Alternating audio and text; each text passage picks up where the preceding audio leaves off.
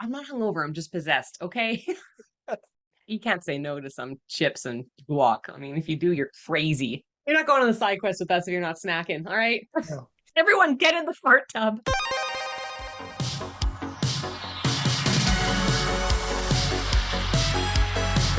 Okay.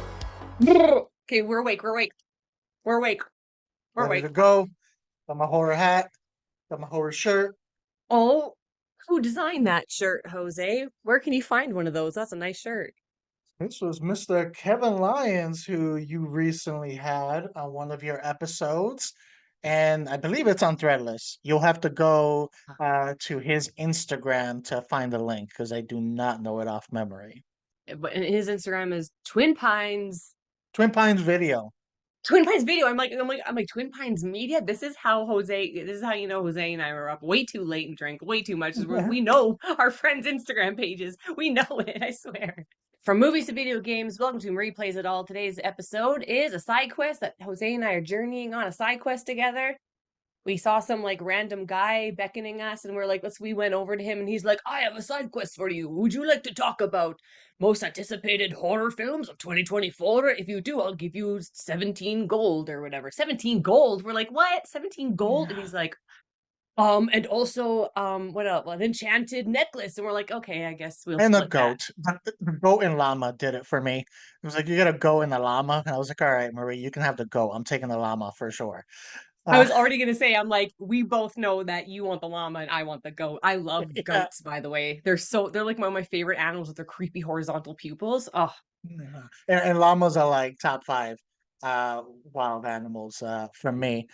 But yeah, no, he came in, he gave us the offer, and we were like, we do got some main quest things to do, but I do need some XP, need to level up a little bit, so let me knock out these side quests, and here we are. I hope the gold is in chains, so I can like Mr. T it.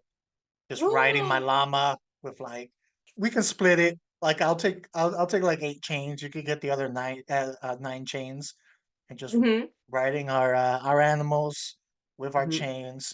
Pity the fool.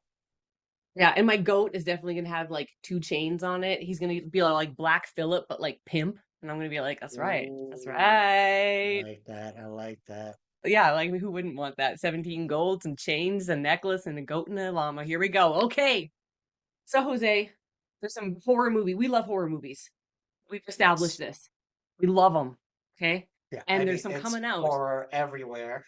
I mean, me too. Me too. It's horror everywhere in my soul, on my body, branded, which are so there's some coming out this year that I'm actually really excited for. And there's some that I didn't even know existed. One of them was this morning I found out. I was like, what is this? And I'm instantly obsessed and I'm looking forward to it the most. But Jose, I want to go with you first. I want to know what one of your most anticipated horror movies 2024 is. Hit me. Okay, I do have one like that, like the one you mentioned, but I'm not gonna start with that. I'm gonna get some of the big ones out of the way first. Yeah. And this is one that we've briefly discussed in other episodes, but Mhm. have to mention it. And I'm gonna go with Alien Romulus for this one. Just a few details. There isn't an overabundant amount of details on the plot itself. All we know is it takes place on another planet. It's gonna be like a younger cast, and there's gonna be xenomorphs hunting, at least that's what I hope. This we do know it takes place between the first Alien and the second Aliens in there, so that's a good time frame. Those are two good movies. So, I know it doesn't mean anything, but I'm optimistic that it means it'll continue trying to be good. What I really like about this is directed by Fede Alvarez, who did there's two movies that I really enjoy that he did, which is Don't Breathe, and then Mhm. we both loved the Evil Dead remake, and he did that one too. So we know he's got the skills and the ability to create horror, and not just straight horror, but horror that doesn't rely on cheap tricks or jump scare. Horror that relies on atmosphere and more practical effects and tension. We know he's already done that. If he can bring that to an alien movie, where I want it close. I love Aliens, love it, one of my favorite movies. But I want this one to be closer to Alien, which is more of that slower, more horror, more terror type, rather than the more actiony that you got with Aliens. Again, not saying anything bad. I love both movies. Dan said in one of our episodes, if it Tuesday, it's gonna be Aliens is gonna be number one for me. If it's Thursday, it's gonna be Aliens. It's gonna be number one for me. They're interchangeable for me because I love them and they're both different. But I want this series to be closer to Alien. I That's also on my list too. I'm looking forward to it mostly because it's directed by Fede Alvarez because he seems to stay true to franchises, and he seems to have a you feel like passion that he has for franchises when he does make an installment for it. Like it's like he knows the source material, he's passionate about it, so I feel like I feel like in that sense he's gonna do the fans right, like I think I have faith in him, and he can also take stuff that's like from the past, our favorite movies, and elevate it in a more like creepy, scary, disturbing way with like really good effects and stuff. So I'm like, okay, I have faith in you, dude. I really, really do. What I don't like is the really young cast, and I don't know why I don't like that, but I don't, because it reminds me too much of like a Scream movie or something. You know what I mean? I don't know, but it is something different, so it could be good. And this one, I heard that it starts off on a planet. I don't know if it's Earth, but it starts off on a planet and then ends up in space somehow. I think. Yeah, I don't think this is not on Earth. I think this is on another planet, probably a Mhm. colony, like an Earth colony, because the Mm, TV show is set to take place on Earth. okay. But yeah, the TV show, that's a different time frame that's supposed to take place on Earth. This is going to be in a space colony with these youth. I don't know what they're Yeah. doing. Like I said, they haven't revealed a lot of details. But you No. know, you make a good point. Those points you made is what this series needs. The series needs to look back at those original ones and pull the essence of what made those good. You know, we need to take a step back after what the rabbit hole that the series has gone through all the way, through Prometheus and the other alien movie. I don't even remember the name of it. That's how much I enjoyed it. I do have confidence. This is was slated to be for Hulu, I believe, Okay. originally, and I think now they're gonna do the theater release. But when I first heard it announced, it was supposed to be for Hulu, and that made me a little confident because I like kind of what they did with another series that needed that same injection of energy and kind of taking it back to its roots, and that Mm, was Predator, and they did that with Prey. right. So if they're able to do that with Alien, I'm gonna be really happy. I'm really nervous about this one, but I want to keep a positive attitude as a Fede. I have faith in you. I think he can do it. He can pull it off. Okay, I'm gonna take another big one that's obvious, and well, we've talked about it before, but it's Nosferatu. That one, I'm anticipating it so much, and it says it comes out in Canada on Christmas of this year. I don't know if it's different in the States. Usually you guys get movies earlier. I don't know if it's what your release date is, but it says for Canada it's coming out on Christmas, which I love. I think that's lovely. That's interesting. I honestly didn't know that Canada would have different releases. I know sometimes they'll Mm, do like China or Europe have mm. different releases. I didn't know Canada did. Yeah, sometimes they're different. So, but it's obviously it's the remake for the 1922 silent film, and it's directed by Robert Eggers. I always want to say Eggers for some reason. It's Eggers, right? Eggers. At least that's how I pronounce it. This is my brain today. This is my brain. You're Is not gonna you're Words are asking the not gonna wrong form. person. Anyone who listens to our show knows that I butcher left and right. Okay, there's gonna be a couple of those today. But Robert Eggers, yes, The Witch, The Lighthouse, both amazing movies. I love them both. And I'm so looking forward to this movie, and Bill Skarsgård as Count Orlok, awesome. Nicholas Holt, I like Nicholas Holt. I love Aaron Taylor Johnson as well, and Willem Dafoe. Come on, he looks like he's gonna be nuts in this movie. I can't wait to see him. And Lily Rose Depp, I haven't really seen her in anything. I haven't really watched anything with her, but I like her look. It looks, kind of gothic, and I want to see her in it. And she looks good in the poster with the shadow and everything. And it just looks so from the pictures that you see, I just for just aesthetic value, I can't wait. I can't wait for this movie just for the aesthetic, artistic value. I'm excited. What about you, Jose? You look forward to that one? I am heavily curious. First of all, like you mentioned, the cast in this is gonna be Mm-hmm. strong in it, so that's Mm-hmm. already a plus there. I am very curious about it. Um, to see this new vision, this modernized version of Nosferatu. We had to watch it last year for when we did the Summer 100 movies, and I can respect the importance of that film within horror cinema, Mm-hmm. but it's not something I'm like, "Oh, I need to watch this again." Type stuff. You know, its Yeah. age shows. You can respect it, but its age shows. So I'd be curious to see this modernization of it and how faithful it stays to the original and how they kind of bring it up to date besides just visually, how they bring it up Mm-hmm. to date to see how that's received by also a newer generation because there's probably a lot of the newer generation that won't even give the old Nosferatu a chance because they're like, no, that does not look entertaining to me. That looks boring. That looks outdated, and they won't even give it a chance in there. So maybe this might give them the opportunity of kind of getting that story, piquing their interest, and maybe cause some revisits to the original to see where this stemmed from. Mm-hmm. So that is an effect that I'm curious about if that might happen. It is one of those iconic movies that shaped horror going Mm-hmm. forward. So anyone who's a horror fan, it's worth checking out at least once.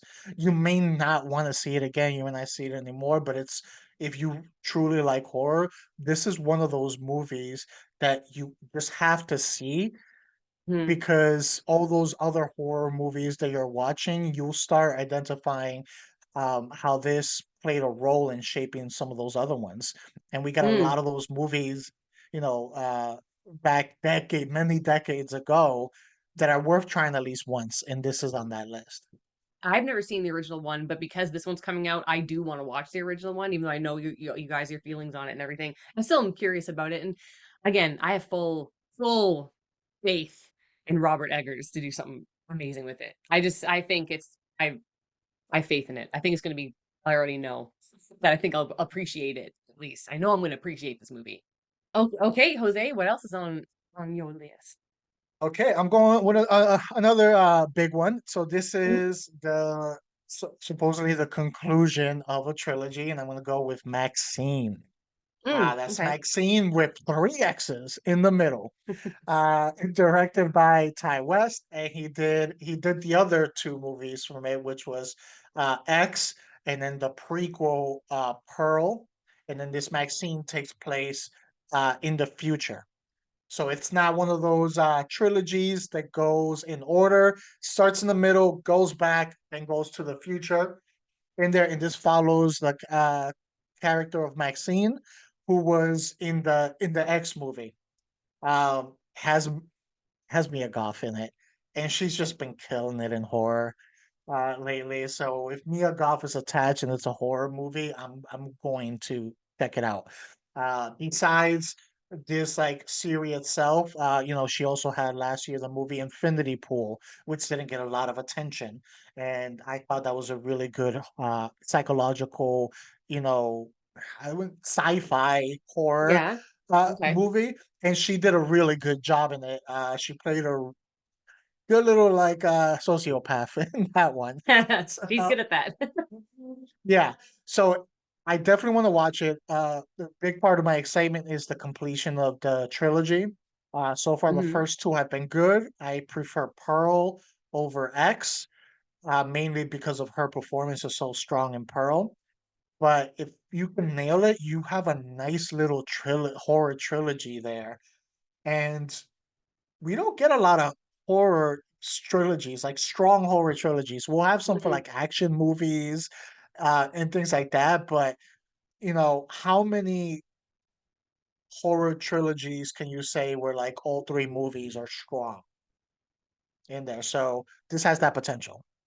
Right, and this is such a different type of horror trilogy because it's not like it doesn't take. place like in the same in a timeline or whatever, but they're all connected somehow still.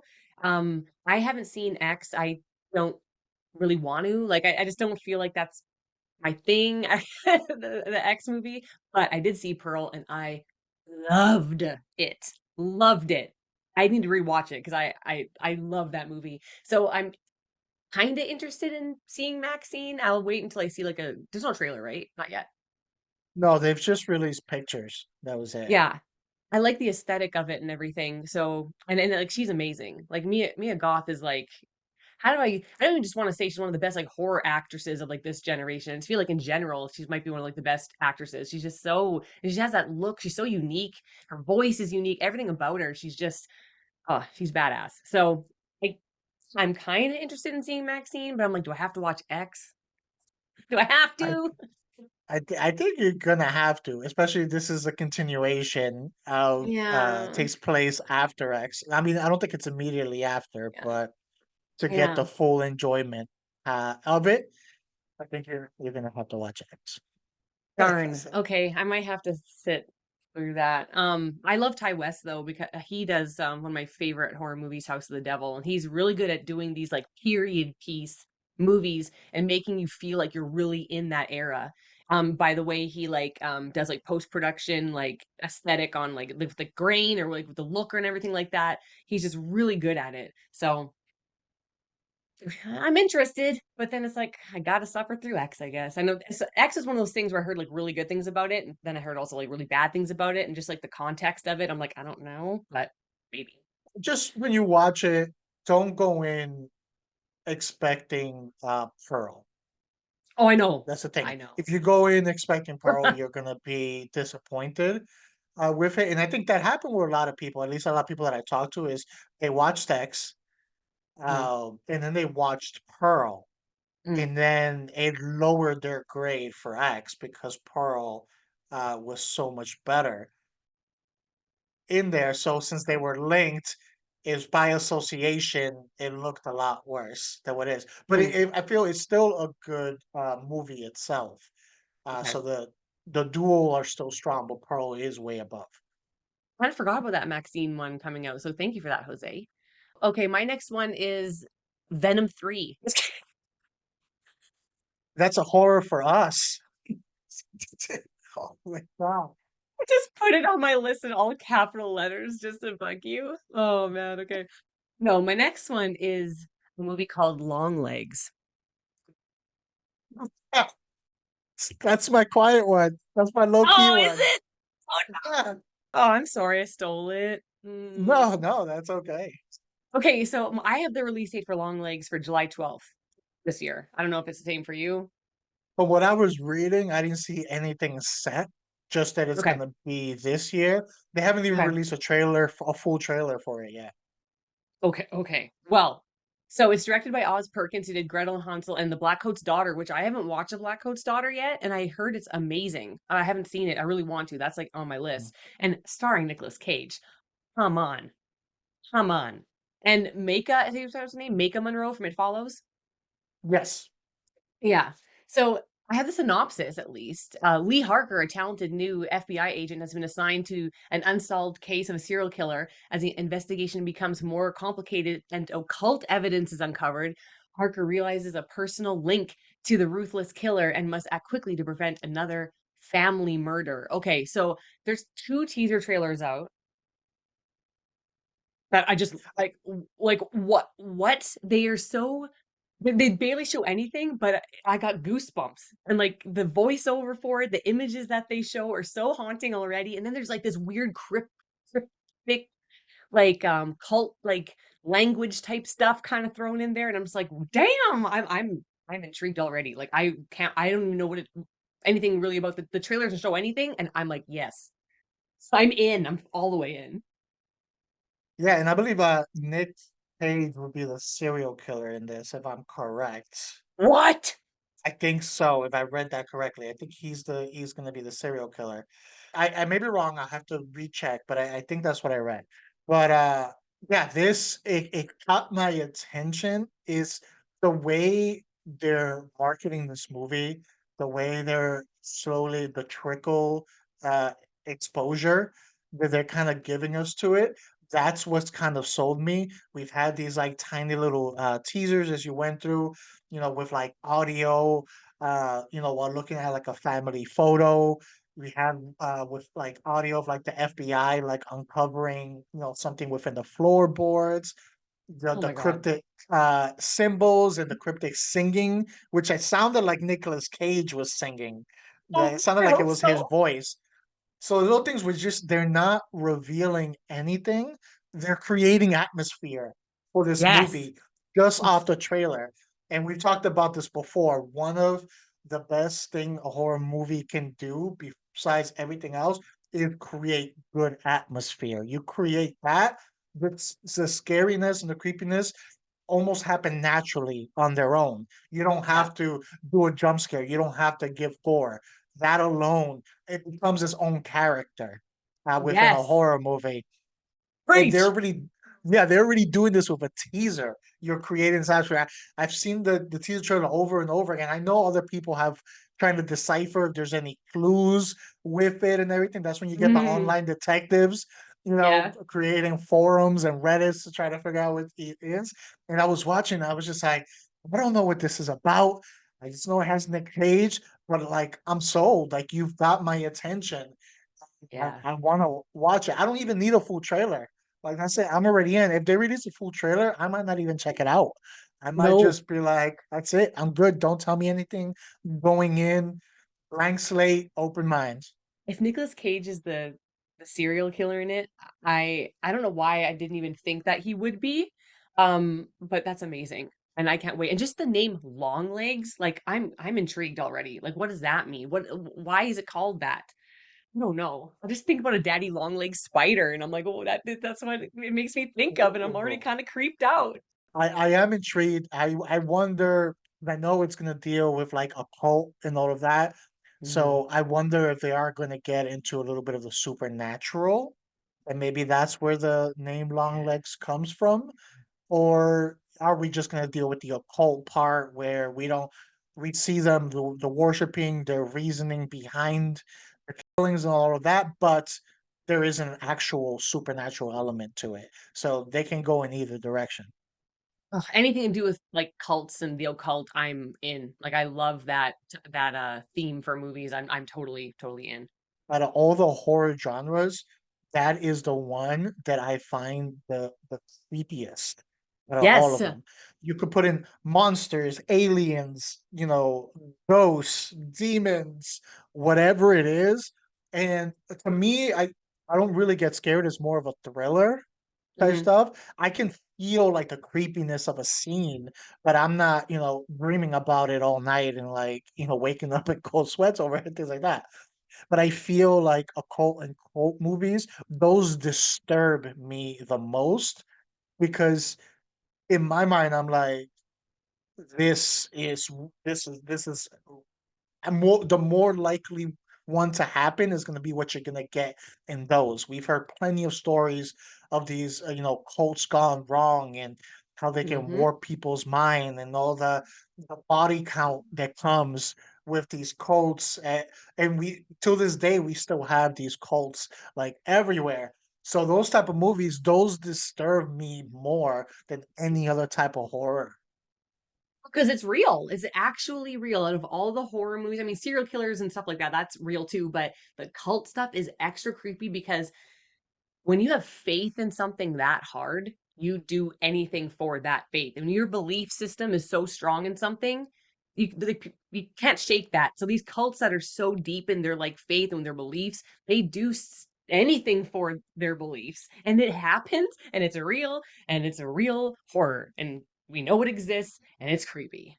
We watch horror movies and we're like, okay, if they just didn't do this, that's it. This horror movie is over. If they just didn't do this horror movie is over. And it's usually characters that, for the most part, are in a regular state of mind when it comes to the decision making. They just choose to do something dumb.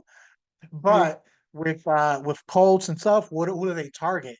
They target the mentally vulnerable and stuff. Yes. those are they're dealing with their own traumas, those that are seeking something.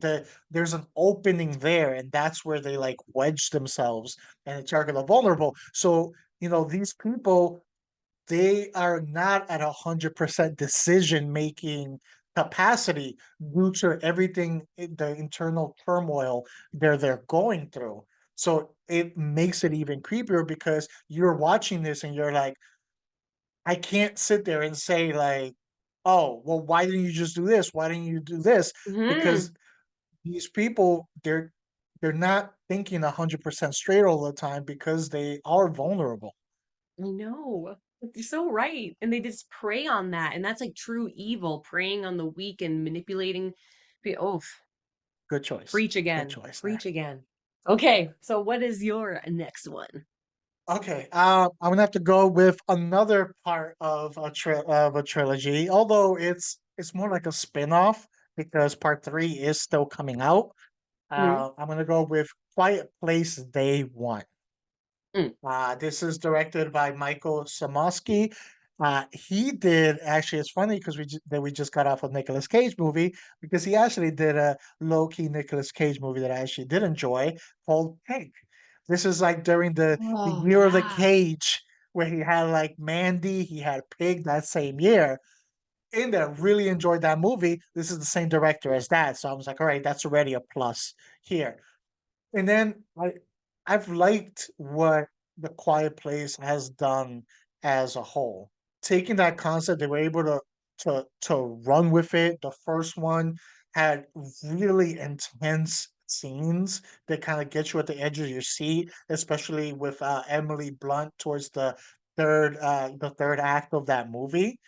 And then the second one came in to continue that story and kind of up the ante and stuff. Where now we're getting out of our safe space for the character, getting out of your safe space and having to move on and now seeing more of the danger in the world. So expanded a little bit on that. And then we have the spin-off that's going to be all different characters. It's going to take place probably close to the time frame, maybe a little after the time frame of the first one, but we're going to be seeing how are other people dealing with this? What was some other people's interactions to this change in the world with these creatures and how they had to deal with it and how they had to survive? And I think it would be good to see, depending on how they do it, the contrast of strategies, the contrast of mindsets to these survivors compared to the first one where it was a family and we kind of saw this tight knit family deal with tragedy and then shape their survival and their strategy based off of that tragedy that they dealt with and kind of just have to depend on their own. How is this other group? Are they going to be a family? Are they going to be strangers? How are they going to deal with it? So I am really curious to see what they do within this world from a different perspective. Hmm. It's interesting that it's the director of Pig 2, like which is I thought an amazing movie. I love that movie. I personally have only seen The Quiet Place, like that the first one, and I was like in I wasn't like too into it. I don't know, sometimes I'm just like you can't have a baby and be quiet. Like you just can't. You're gonna get it's not gonna work. And then I'm like, what if you do? Like do people not have gas? And then it's like, Yeah. I was so like in this like You mindset you of gotta go like, silent but deadly. oh, how do you train yourself to do that every time? Clench. It's a clench world. That would make it louder and like a right. Anyway, so The Quiet Place isn't one of my faves. I think it was done well. It was made really well, but it wasn't one of my Clench in my head.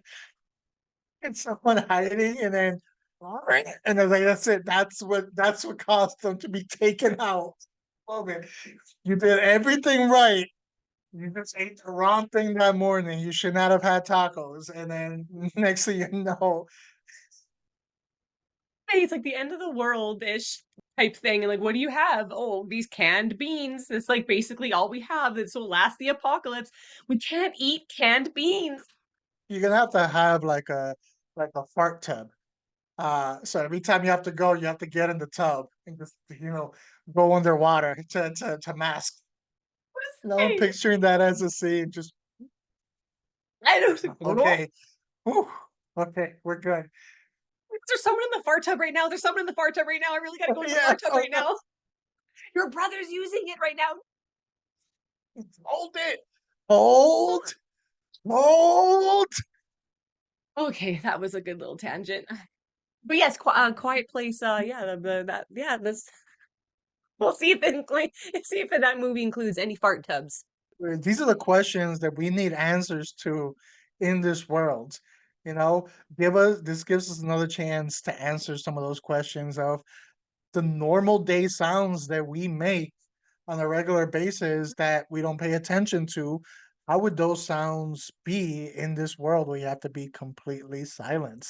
Like, I know you would not be want to be around me. I would not survive well in this world, and I would put you in danger. Because anytime I try to stand up for anything and my knees crack, it's gonna be like, oh no, they're coming. Old This is people would be why screwed in this world. I I know that this is why there's these types of movies where I'm like, hey, I can't get into them because I'm like, I think about all the bodily functions. I'm like, what if you had like explosive diarrhea? You can't help it. Like it's gonna be loud. Fart tub aside. This next movie, I'm looking forward to, I think maybe the most, and I didn't even know it existed till this morning. And I'm going for the goat in this side quest, Jose. This is the goat one for me, okay? It's Okay, all called right. I know. It's called Late Night with the Devil. Okay, I haven't heard of that one. I think it's been out already in like film festivals. And they were just gonna release it just on streaming right away, but I think it went so well at like film festivals, they're gonna do like a big theatrical release, I think. And it comes out March 22nd, so not too far away. There's no trailer, but just a couple like stills online, and it's directed by these Australian brothers, Cameron and Colin Cairns. I don't know who they are, but I think they just did a couple like indie films so far. And this one stars, oh, I'm gonna butcher this last name. David Dasmalchian. He's in That like sounds right. Oppenheimer. Yeah, he's in Oppenheimer and The Dark Knight and Prisoners and Suicide Squad. So what this movie is, okay, just presented in a found footage style. That's what gotcha.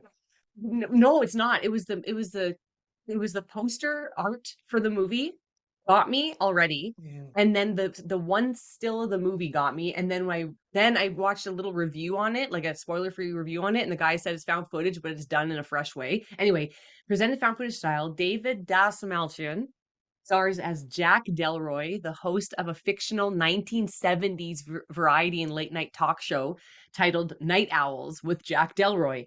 The film purports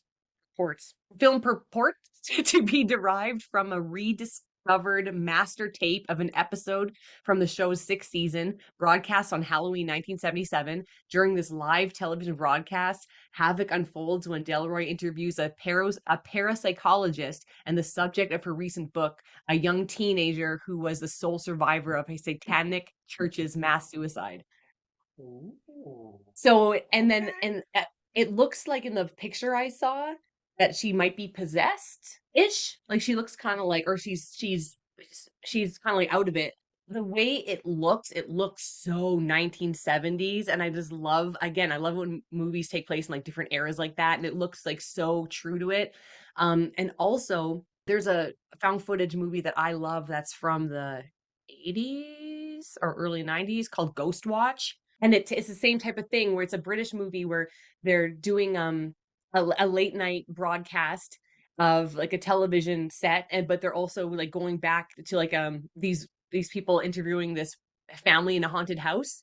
So it's like, anyway, everyone watch Ghost Watch. It's so good. But this is kind of like reminding me of Ghost Watch. And then when I was watching the review, apparently there's like the found footage, and when it goes to commercial breaks, it's like in black and white. So it goes between color and black and white and stuff. I don't know. I'm just really looking forward to this, and I can't wait to watch this movie. I'm going to see it. I can't wait. Late Night with the Devil. Okay, I think I might have to add that to my list. Yes. I had a one for my next one, but before that, I do want to interject with another one because you kind of, for some reason, when you were talking, it just reminded me of another one that I had seen a piece of that had me curious. And there's one, and it's called I Saw the TV Glow. Oh, okay.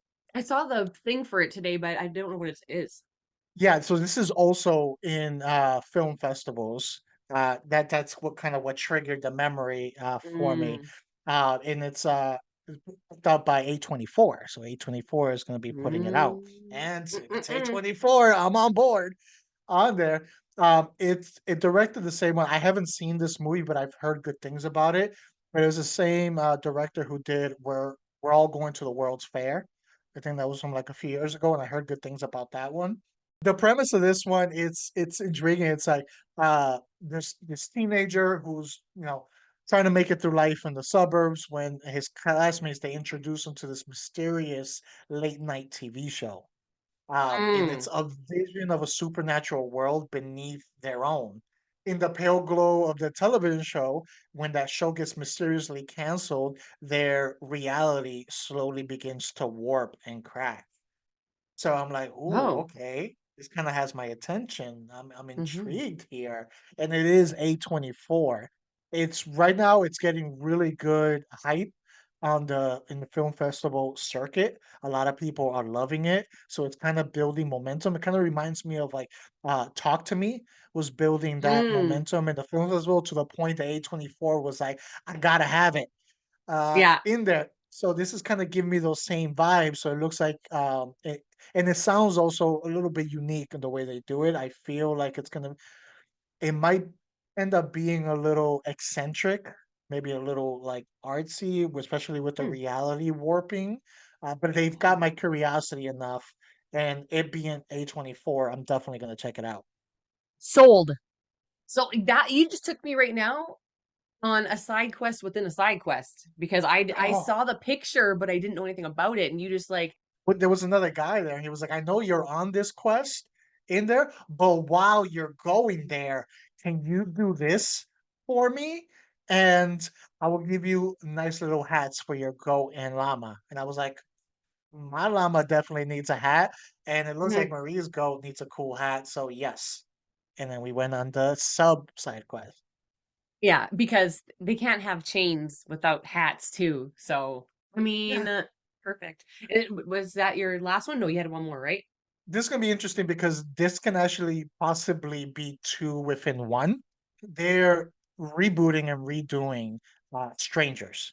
Now, I really like Mm. the original Strangers. The second one, it, like, missed the point of everything that made the first one really good, uh, but the first one was just it was good, it was creepy, and then I think what makes it creepier than some of the other, I mean, we've had other movies with home invasions and people stalking and eliminating like other people and things like that, usually with a purpose and a motivation.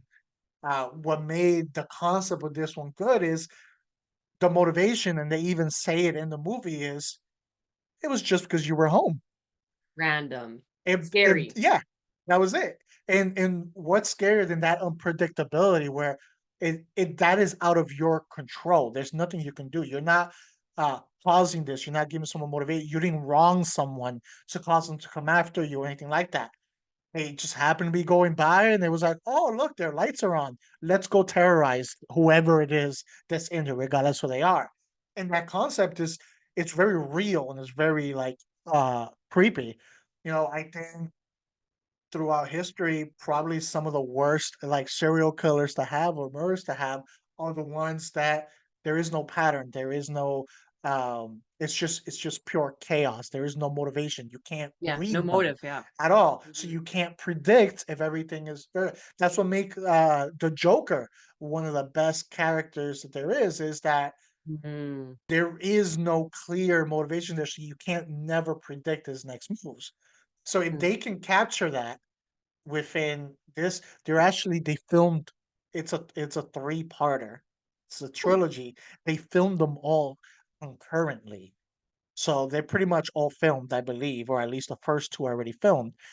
Mhm. And this one's releasing this year. The second one is set as of now to supposedly release this year also. So you might get chapter one and chapter two, and then chapter three might be early next year. So it's kind of like what Netflix did with the Fear Street, where they created Oh, three okay. movies and then they released them like weeks apart or like a month apart each. So you get like this Okay. whole story.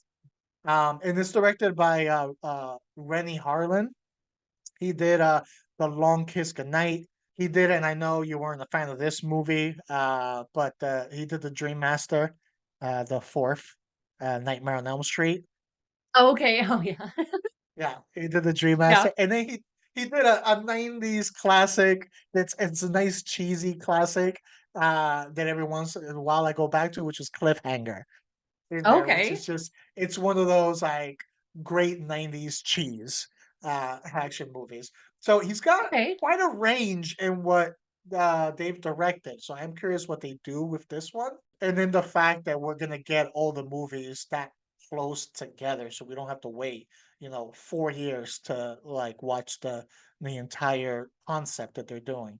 They must be really confident in their story to put in the money and the time and the effort to film all three instead of taking it one by one and seeing how the audience reacts. That shows confidence in your work, and I can respect that. And I think Yeah. that's what really has me optimistic and intrigued about this is if you're willing to have the balls to do that, because if the first one is horrible and terrible, your next two are probably not going to be money makers. So that's an Nope. automatic loss on three movies. So you have to really, this shows real confidence in your work. Yeah, I was gonna say that is ballsy. That is really ballsy. I wonder if it's gonna be a consecutive story or if it's going to be like different events, like different home invasions or different ones for each story, or if how they're all gonna be tied together. I'm interested to see. I haven't watched The Strangers in years and years and years, but creepy random home, ugh, that again, that's a true fear, like a cult stuff, because that Because you were happens. home. Ugh. Blech. Thank you for watching this episode of Side Quest with Jose, where we jauntied our way through the coming attractions of horror of 2024. And we got, and next episode we'll have our goat and our llama. Oh my god, what's that? You better give us what you promised, old man. Yeah, and our chains. And hats. I Yeah. want mine to have a nice, like, Irish cap so then he can carry, like, newspapers on the side of him and he can sell them for 25 cents. I just picture, like, my llama would be, like, at a Picky Blinders. I picture my goat with like a sombrero, but like not a real sombrero, like a sombrero that's also like a chip and dip. So it's like he's wearing the sombrero, but the middle is like hollow, so it has guacamole in there, and then around the brims all these chips. So we just Oh, go on that's our for little you. adventure. Oh, that's for me. So Everything's while for me. you're That riding your go, you'll be like, just gonna just gonna snack with chains Olay! on. Chains on and a dip hat. Love him. Oh. Anyways, thanks guys for coming on this wacky, wild ride of a side quest. You can find more of our content on our YouTube channel, Not a Strong Start. You can listen to us anywhere you listen to your podcast. So you can find us on Twitter and Instagram at Not a Strong Start. You can like and subscribe and share and comment. Please do all that stuff. And you can find me on Instagram at Marie Plays It All. Yeah, and Jose, you can find me at This Is Mi Nombre on Instagram.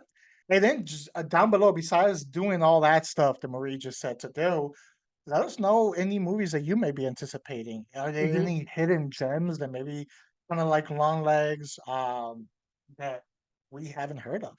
Put it down below. Comment, comment, comment. And never stop playing. And also never stop doing side quests that could get you some sort of like barn animals that you could use to deliver papers and also eat guac off their head. And they can take you to the fart tub if you need anything to, you can hop on and be like, come on the fart tub, little guy. Never stop thinking of strategies to mask your gas in case we are invaded by aliens that are attracted by sound. That might be the difference between you surviving into a second movie or not. Me and my little goat, I can't be eating those chips if that happens because that's like crunch, crunch, Nope. crunch.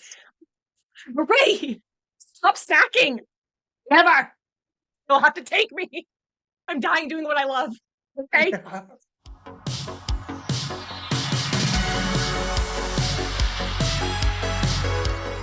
TM fart tub.